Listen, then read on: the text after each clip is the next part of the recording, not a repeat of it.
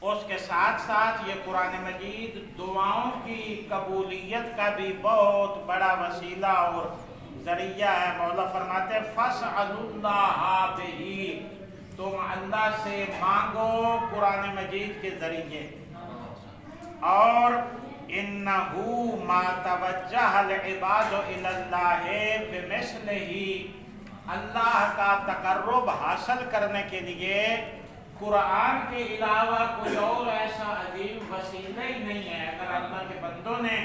اللہ کی بارگاہ کا تقرب حاصل کرنا ہے تو بہترین وسیلہ قرآن مجید ہے۔ ایک اور جملہ کہ جو اس خطبے میں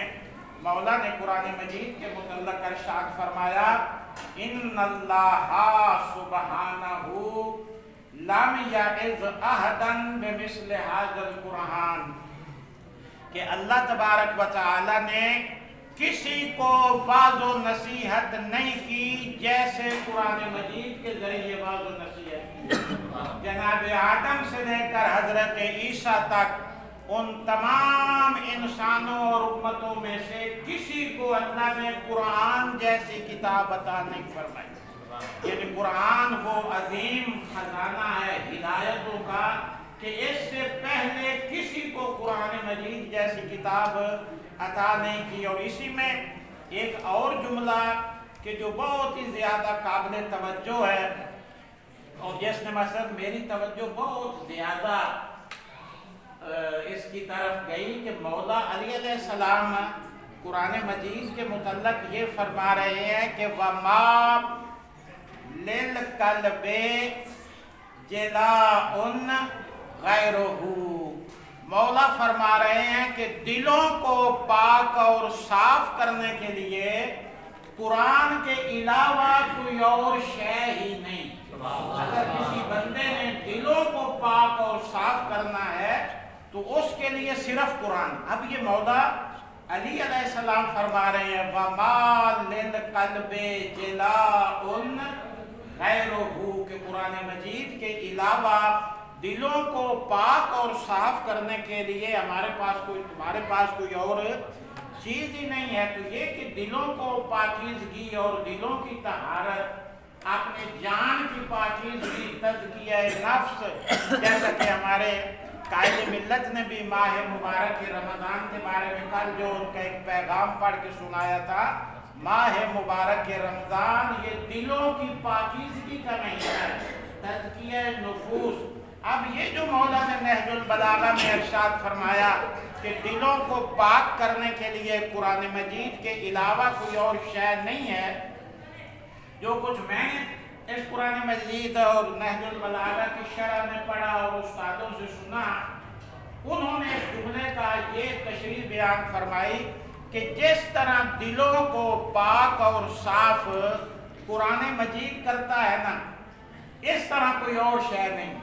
اگر کسی بندے نے اپنے دلوں کو، اپنی روح کو پاک و پاکیزہ اور صاف ستھرا کرنا ہے تو جس طرح قرآن مجید انسان کے دلوں کو پاک اور صاف کرتا ہے، ایسی کوئی اور شے موجود نہیں۔ یا دوسرا مطلب جو مولا کی اس کلام کی شرح میں بیان کیا گیا وہ یہ کہ اگر قرآن کے علاوہ کوئی اور علم ایسے ہیں جو دلوں کو پاک اور صاف کرنے والے ہیں تو ان تمام علوم میں وہ علم کہ جس کی بنیاد، جس کا سرچشمہ، جس کا منبع قرآن مجید ہوگا تو وہ دلوں کو پاک اور صاف کرے گا۔ اب اصلا ہر مذہب میں، ہر فرقے میں روحانیت کے اور پتہ نہیں کمالات مانوی کے بڑے بڑے انہوں نے کوئی وظیفے ورد آئے، لیکن مولا فرماتے ہیں کہ دلوں کو پاک اور صاف کرنے کے لیے وہ طریقہ کہ جس کا سرچشمہ قرآن مجید ہو۔ اور ایک اور ہمارے نہج البلاغہ کے شرح کرنے والے نے لکھا کہ جب یہ مولا نے کہا تھا نا کہ قرآن کے علاوہ کوئی اور شے نہیں جو تمہارے دلوں کو پاک اور صاف کرے، یہ مولا نے اس زمانے میں کہا تھا جب لوگوں کے پاس قرآن کے علاوہ کوئی اور کتاب لکھی ہوئی موجود نہیں تھی،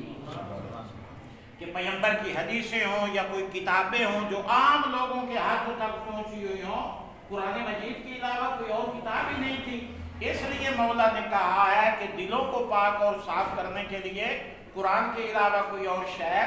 نہیں ہے۔ تو اب تو چونکہ مثلا ہمارے پاس صحیفہ سجادیہ ہے، حوزہ علمیہ قوم کے اندر ایک بہت بڑا کام ہوا،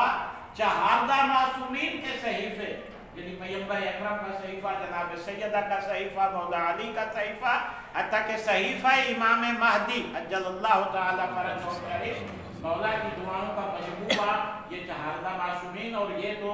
ہمارے پیغمبر نے فرمایا کہ یہ بھی قرآن کے مساوی ہیں، یہ بھی قرآن کے ہم پلہ ہیں۔ اللہ تبارک و تعالی ہم سب کو قرآن مجید کی تعلیمات کو سمجھنے، عمل کرنے کی توفیق عطا فرمائے۔ ایک صلوات پڑھ لے محمد قرآن مجید کی یہ پہلے دو پارے جو سورہ بقرہ پر مشتمل ہے، قرآن مجید کی سب سے بڑی سورت سورہ مبارکہ بقرہ ہے کہ جو مکمل دو پارے اور تیسرے پارے کے کچھ رکوع پر بھی مشتمل ہے۔ اس کو کہا جاتا ہے سورہ بقرہ۔ بقرہ عربی زبان میں گائے کو کہتے ہیں، اور ویسے اس کا لغوی مطلب ہوتا ہے بقرہ کا شگافتہ کرنا، کیونکہ اس زمانے میں یہ زمین کو شگافتہ کیا جاتا تھا، ہل چلائے جاتے تھے اسی گائے بیل کے ذریعے، تو اس لیے شاید یہ مناسبت ہو وَإِلَّا بقرہ۔ اب اس سورہ مبارکہ کا نام بقرہ کیوں رکھا گیا؟ تو اس میں ایک بہت عبرت آموز قصہ ہے، اس کا نام سورہ بقرہ کیوں رکھا گیا، اور اللہ تبارک و تعالی نے بھی اس طرح بیان کیا کہ اس واقعہ کو یاد رکھو۔ حضرت موسیٰ علیہ السلام کے زمانے میں ایک قتل ہو گیا، خون ہو گیا، اور جو قاتل تھا اس آیت کی شرح میں امام رضا علیہ السلام فرماتے ہیں کہ وہ اس کا اپنا رشتہ دار تھا، اس نے اس کو قتل کر دیا، اور قتل کا الزام ایک شریف بندے پہ لگا دیا، تو یہ فلاں بندے نے اس کو قتل کیا۔ یہ قاتل کی تلاش میں قاتل نہیں مل رہا تھا، تو وہ اللہ کے نبی کے پاس آئے، حضرت موسیٰ کے پاس، کہ آپ بتاؤ اس کا قاتل کون ہے۔ حضرت موسیٰ علیہ السلام نے کہا اللہ کہہ رہا ہے ایک گاں ذبح کرو، اس کا گوشت اس مقتول کی میت کے ساتھ لگاؤ گے تو یہ زندہ ہو جائے گا اور بتائے گا کہ مجھے کس نے قتل کیا۔ اب یہ واقعہ ہے کہ جس کو سورہ مبارکہ بقرہ کی آیت نمبر 66 کے بعد اس کو بیان کیا گیا ہے، اذ قال موسیٰ لقومہ، یاد کرو اس وقت کو کہ جب حضرت موسیٰ نے اپنی قوم کو کہا ان اللہ یامرکم ان تذبحوا بقرہ، اللہ فرما رہا ہے گائے ذبح کرو۔ یہ لفظ بقرہ اس آیت میں آیا ہے، اس وجہ سے اس سورت کا نام رکھا گیا ہے سورہ بقرہ۔ قالوا اتتخذنا ہزوا، قوم نے کہا کہ اے اللہ کے نبی یہ آپ ہمارے ساتھ مذاق کر رہے ہیں، یہ بھی بھلا کبھی ہوا ہے کہ گائے کو بندہ ذبح کرے، اس کا گوشت مردے کو لگائے، مردہ زندہ ہو جائے، یہ آپ ہمارے ساتھ مذاق کر رہے ہیں۔ اس وقت حضرت موسیٰ نے کہا قال اعوذ باللہ ان اکون من الجاہلین،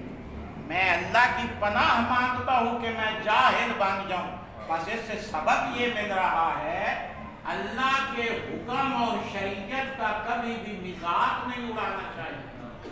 اللہ کا حکم کو ادب کے ساتھ، تعظیم کے ساتھ، خشوع اور خضوع کے ساتھ، جیسے اللہ حکم دے رہا ہے اللہ کے حکم کو ماننا چاہیے۔ اس وقت جناب موسیٰ نے کہا نہیں نہیں یہ اللہ حکم دے رہا ہے، اب گائے لو، اس کو ذبح کرو، اس کا گوشت اس مردے کو لگاؤ گے، یہ خود زندہ ہوگا اور بتائے گا کہ میرا قاتل کون۔ انہوں نے کہا کہ اے اللہ کے نبی اب یہ آپ بتاؤ کہ وہ گائیں کیسی ہونی چاہیے۔ اب اس کی تفسیر میں نا مولا رضا فرماتے ہیں اگر وہ بندے کوئی گائے بھی ذبح کر دیتے تو وہ کام ہو جانا تھا، لیکن یہ بہانے بنا رہے تھے کہ گاواں تو ڈھیر ساریاں ہیں نا، اسی کیڑی گاں ذبح کریں۔ اس وقت جناب موسیٰ نے کہا کہ اللہ کہہ رہا ہے انہو یقول انہا بقرۃ لا فارض ولا بکر، ایسی گائے ذبح کرو جو نہ زیادہ بوڑھی ہو اور نہ زیادہ بچی ہو، درمیان میں سن و سال کی ہو۔ فَافْعَلُوا مَا تُؤْمَرُونَ، اللہ حکم دے رہا ہے اس کے مطابق عمل کرو۔ قَالُوا ادْعُ لَنَا رَبَّكَ يُبَيِّن لَنَا مَا لَوْنُهَا، وہ بہانے باز قوم پھر کہتی ہے جناب موسیٰ آپ یہ بتاؤ اس کا رنگ کیسا ہونا چاہیے، مختلف رنگ کی گائے ملتی ہیں، اس کا رنگ کیسا ہو؟ تو اس وقت جناب موسیٰ نے کہا اللہ کہہ رہا ہے انہا بقرۃ صفراء، زرد رنگ کی ہونی چاہیے، ایسا زرد رنگ کہ جو سب کو اچھی لگے۔ انہوں نے کہا کہ ابھی بھی ہمیں کوئی صحیح سمجھ نہیں لگ رہی، وہ گائیں کیسی ہونی چاہیے کوئی اور۔ اصل میں یہ اللہ کہہ رہے وہ بہانے بنا رہے تھے کہ یہ کہیں وہ جو اصل قاتل تھا نا وہ چھپنا چاہتا تھا کہ یہ کام کہیں ہو نہ جائے، تو ہمیں سمجھ نہیں لگ رہی۔ پھر جناب موسیٰ نے کہا اللہ فرما رہا ہے کہ وہ ایسی گائیں ہونی چاہیے جس کے ساتھ تم نے ہل بھی نہیں چلائے اور اس کے ذریعے پانی بھی نہیں نکالا، جس کے ساتھ ابھی تک آپ نے کوئی کام نہیں کیا، ایسی گائیں ہونی چاہیے۔ بہرحال انہوں نے گائیں لی اور اس کو انہوں نے ذبح کیا۔ قرآن یہ کہہ رہا ہے وَمَا قَادُوا يَفْعَلُونَ، وہ یہ کام کرنا نہیں چاہتے تھے لیکن اب اللہ کا حکم آ گیا، نبی نے فرمایا کہ اس کام کو کرو، اور جب انہوں نے اس کو ذبح کر لیا فَقُلْنَا اضْرِبُوهُ بِبَعْضِهَا، اللہ نے کہا کہ اس کا گوشت اس کے مقتول کی میت کے ساتھ لگاؤ، وہ زندہ ہو جائے گا اور بتائے گا میرا قاتل کون ہے۔ اسی طرح ہوا، انہوں نے گائیں ذبح کی، حضرت موسیٰ علیہ السلام نے اس گائے کا ٹکڑا اس مردے کے ساتھ لگایا، وہ مردہ زندہ ہو گیا اور اس نے بتایا کہ اس نے مجھے قتل کیا ہے۔ كَذَلِكَ يُحْيِي اللَّهُ الْمَوْتَى وَيُرِيكُمْ آيَاتِهِ لَعَلَّكُمْ تَعْقِلُونَ،